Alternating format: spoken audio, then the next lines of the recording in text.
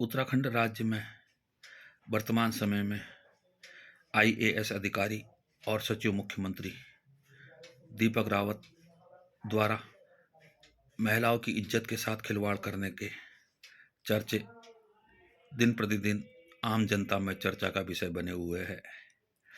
परंतु उत्तराखंड सरकार द्वारा इस अधिकारी को संरक्षण देना भी चर्चा का विषय बना हुआ है।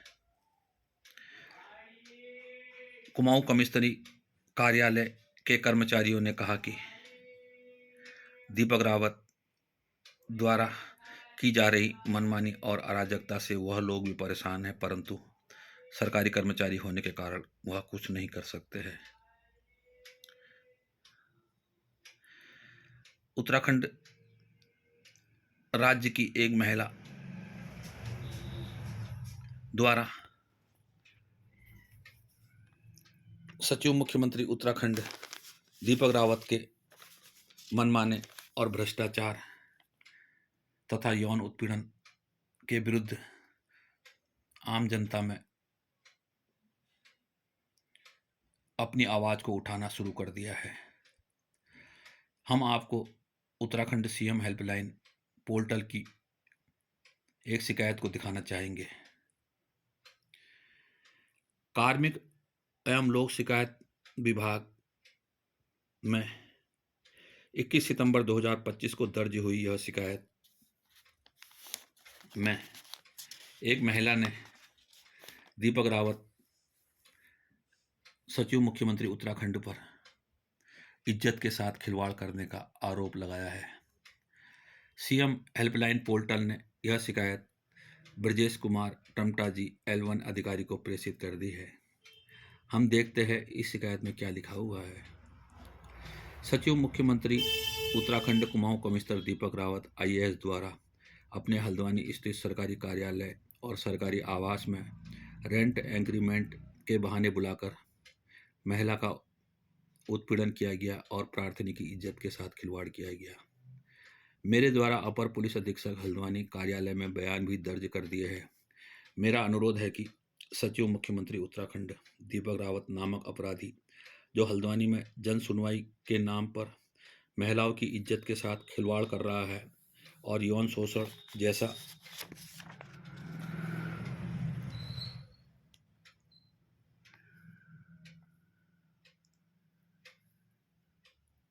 अपराध कर रहा है, ऐसे अपराधी को तत्काल मुकदमा दर्ज कराया जाए।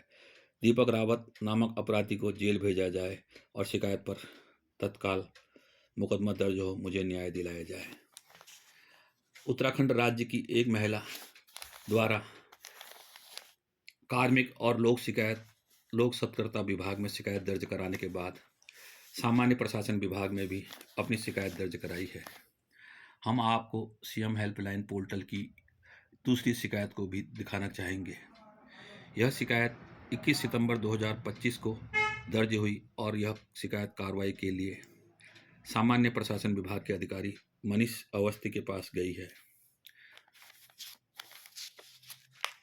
इस शिकायत में महिला ने आरोप लगाया है कि हल्द्वानी में 13 साल से अधिक समय से कार्यरत दीपक रावत आईएएस सचिव मुख्यमंत्री द्वारा प्रार्थनी को हल्द्वानी स्थित सरकारी कार्यालय में बुलाकर मेरी इज्जत के साथ खिलवाड़ किया गया और यौन शोषण करने जैसा अपराध किया गया।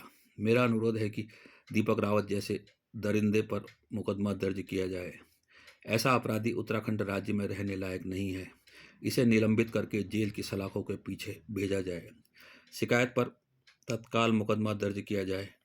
उत्तराखंड राज्य का गठन दीपक रावत जैसे दरिंदे को सरकारी सुविधा देने के लिए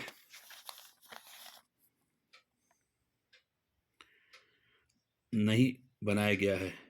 हल्द्वानी में सरकारी आवास और सरकारी कार्यालय में जन सुनवाई के नाम पर दीपक रावत जैसा दरिंदा महिलाओं की इज्जत के साथ खिलवाड़ कर रहा है और यौन शोषण जैसा अपराध कर रहा है।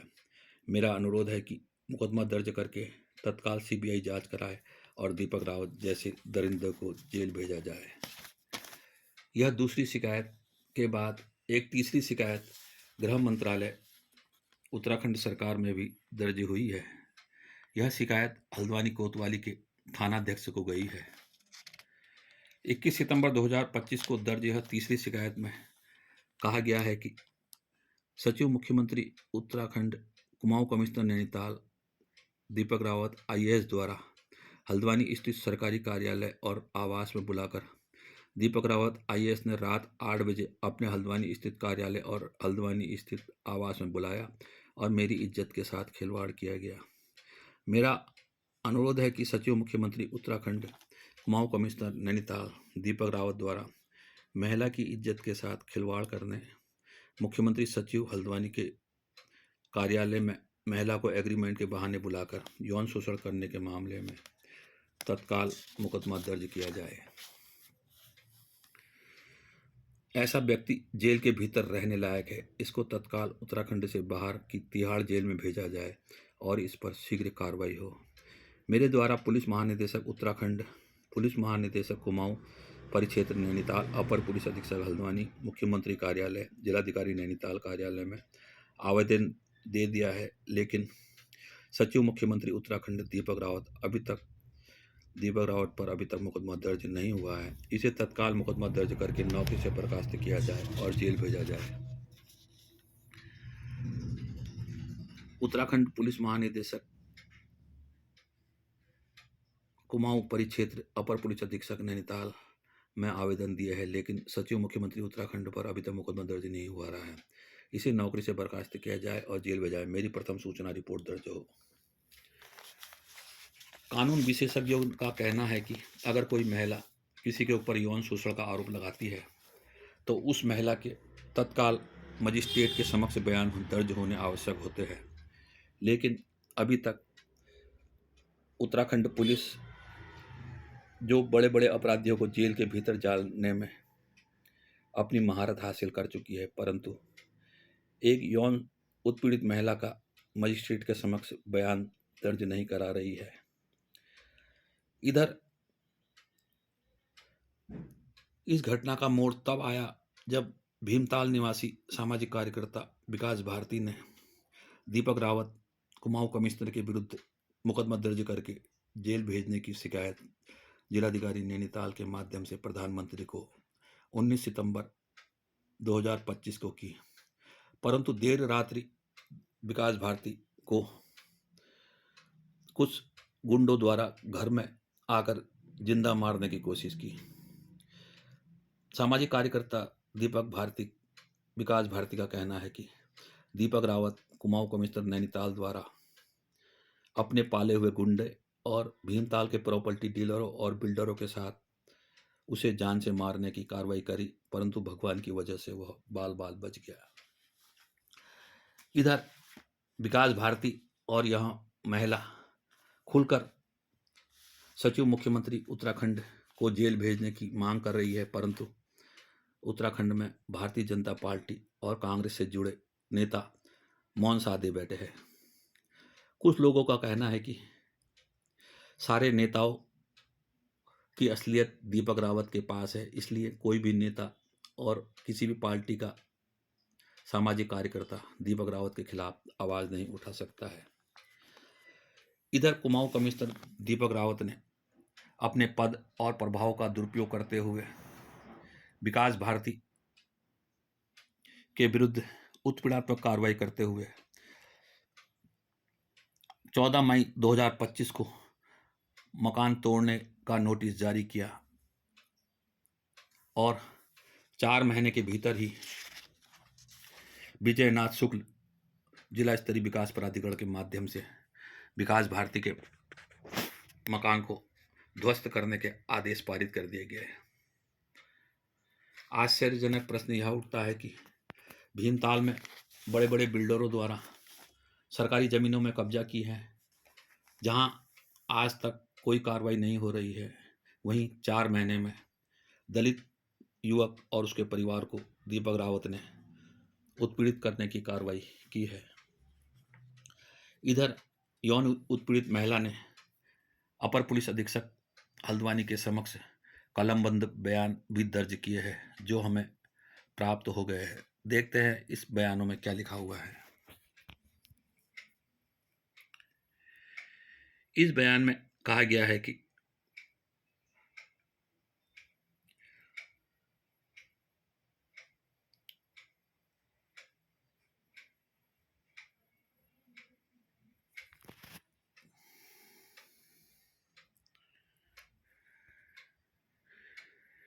एक प्रार्थना पत्र लेकर कुमाऊं कमिश्नर महोदय के आवास में मैं गई तो कमिश्नर ने मुझे एक छोटे कमरे में बिठा दिया और मेरे से पूछा कि आपका एग्रीमेंट सत्यापन आधार कार्ड कहाँ है।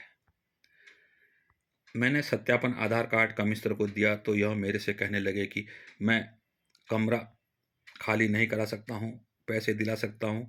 मेरा आधार कार्ड हाथ में पकड़कर पूछने लगा, आपकी उम्र क्या है। मैंने कहा 53 की हूँ। तो वह बोले, कोई ज़्यादा नहीं है आपकी उम्र, आप अपने फोटोस्टेट आधार कार्ड बैंक खाता नंबर लिखो। जैसे ही मैंने लिखा तो कहने लगे कि आपको खाता संख्या भी याद नहीं है। मैं आधार कार्ड में खाता संख्या लिख रही थी तो वे आकर मेरे कंधे को मसाड़ने लगा। उसके बाद यह मेरे से पूछने लगा कि आप कहाँ रुकी है। मैंने कहा, मैं राम मंदिर धर्मशाला में रुकी हुई हूँ। मैंने जाते समय कमिश्नर साहब से कहा कि मैं कल अपने किराएदार से एग्रीमेंट की फ़ोटोस्टेट कॉपी लेकर आपको दे दूँगी। मैं बाहर आई तो मैंने प्रदीप को फ़ोन किया और मुझे एग्रीमेंट की कॉपी दे दी थी। तो उन्होंने कहा कि शाम को मेरा बेटा शौर्य आकर दे देगा। उसी दिन शाम को लगभग 7:15 के लगभग मैं अपने मकान को जा रही थी तो सड़क पर एग्रीमेंट की कॉपी लाके दी। शाम 7:30 लाल डाट पर ऑटो से उतर रही थी तो कमिश्नर का फ़ोन आया और कहा कि आप कहाँ हैं। मैंने कहा, मैं किराएदार से एग्रीमेंट की कॉपी लेकर धर्मशाला ले जा रही हूँ, आपको कल दे दूँगी। तो कमिश्नर साहब ने बोले कि एग्रीमेंट की कॉपी लेकर जल्दी आओ। और मैंने वहाँ से दूसरा ऑटो पकड़ा और रात 8 बजे कमिश्नर साहब के बंगले में गई। इन्होंने मेरे को छोटे कमरे में बैठाया जहाँ अंधेरा था। जांच का प्रश्न यह है कि कुमाऊं कमिश्नर नैनीताल को आखिर रात को 8 बजे अपने पर्सनल फ़ोन से एक महिला को फ़ोन करके अपने आवास में बुलाने की आवश्यकता क्या है।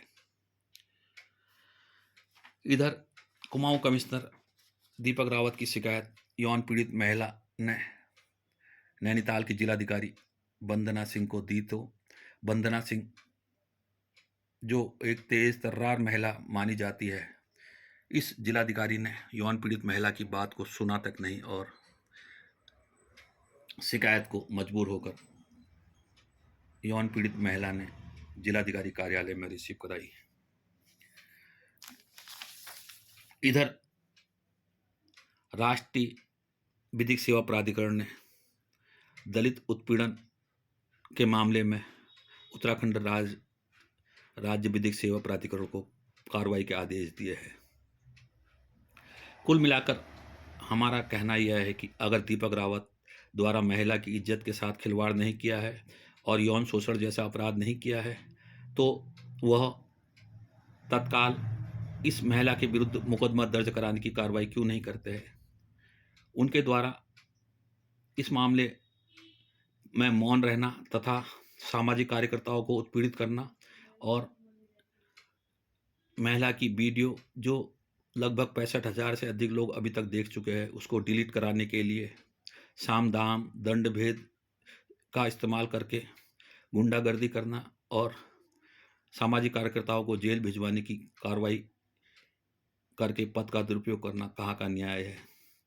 हमारा माननीय प्रधानमंत्री जी से अनुरोध है कि आपके द्वारा बेटी बचाओ बेटी पढ़ाओ का नारा दिया जा रहा है, परंतु उत्तराखंड राज्य में आज एक IAS अधिकारी मनमानी अराजकता और महिलाओं की इज्जत के साथ खिलवाड़ कर रहा है। मेरा माननीय प्रधानमंत्री जी से भी अनुरोध है कि कृपया आप इस मामले का संज्ञान लेते हुए CBI जांच करें। अगर महिला झूठ बोल रही है तो इसके विरुद्ध कार्रवाई करें, परंतु महिला के झूठ बोलने का कोई सवाल प्रतीत नहीं होता है क्योंकि महिला ने स्पष्ट कह दिया है, मैं सारे टेस्ट देने को तैयार हूँ, चाहे नार्को टेस्ट हो चाहे लाई डिटेक्टर टेस्ट हो। परंतु उत्तराखंड सरकार और उत्तराखंड पुलिस इस महिला का मजिस्ट्रेट के समक्ष बयान दर्ज नहीं करा रही है। इधर कांग्रेस पार्टी के एक नेता ने कहा कि कांग्रेस के पूर्व मुख्यमंत्री दीपक रावत के बारे में इसलिए नहीं बोल पा रहे हैं क्योंकि दीपक रावत एक केंद्रीय मंत्री का करीबी रिश्तेदार है। कुल मिलाकर आज तक अभी तक उत्तराखंड में कोई भी राजनीतिक पार्टी और सामाजिक कार्यकर्ता और तथाकथित महिला संगठन मौन बैठे हुए हैं और दलित सामाजिक कार्यकर्ता विकास भारती और महिला द्वारा दीपक रावत को जेल भेजने की मांग की है। अब देखा जाएगा भविष्य क्या कहता है।